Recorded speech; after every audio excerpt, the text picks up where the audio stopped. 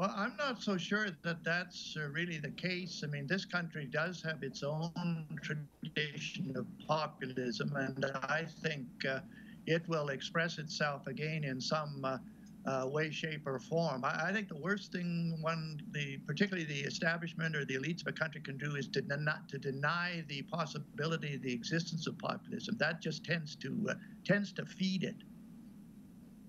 And Preston, what were the circumstances? What was in the kind of collective air Canadians were breathing that allowed you to lead and create the Reform Party, which is arguably the last big populist movement that we've seen in Canadian politics?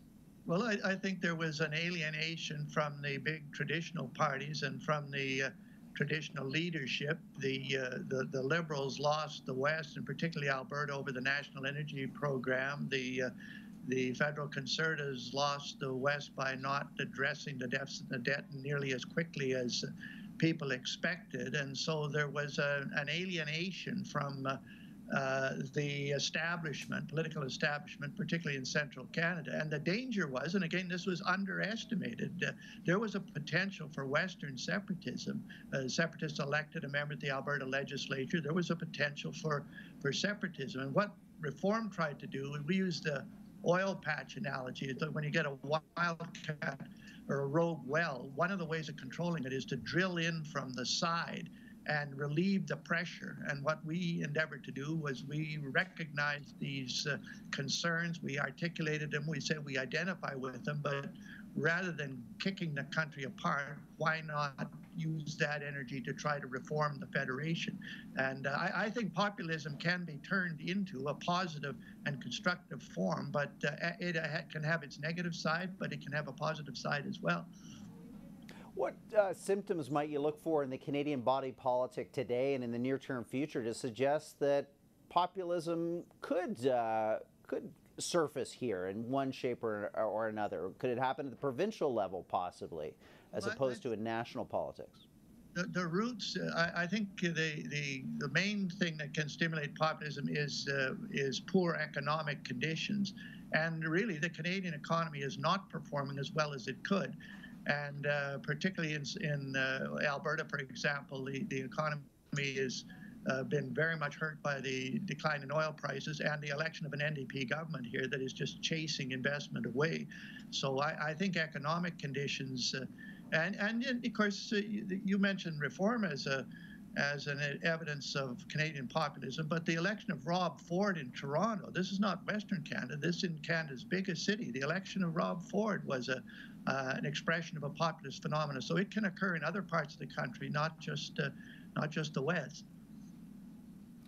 Do you take anything from Kevin O'Leary's dropout from the Conservative leadership race as a kind of sign that the breed of populism, a kind of Trump-style economic populism that he was selling, couldn't connect with voters, and arguably couldn't connect with the very voters who would be most receptive to it?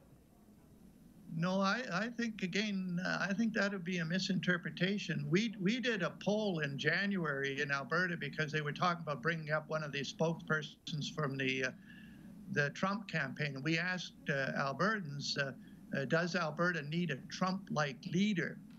And 60% said no, but 40% said yes. It was stronger in the South than the North. It was weaker among women than among men, which was predictable.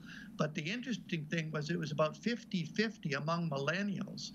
And if you look at the support that O'Leary was getting, partly because of his internet presence, his strongest area of support was among millennials, which indicates that there's an unrest among millennials that do not identify with the establishment politics. And if someone came along that tapped into that, who knows how far they could go.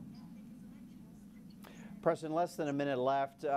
Justin Trudeau, is a kind of supposed model of international progressive politics and thinking. Is he a kind of wet blanket on populist movements in Canada and their potential to rise up?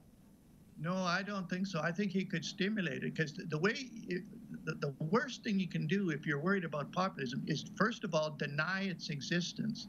And the second worst thing you can do is decry its existence, which means you ignore the bottom-up symptoms that are causing it. And I think Justin Trudeau is more on that wavelength, and therefore would not be an antidote to any populist sentiment if and when that emerges.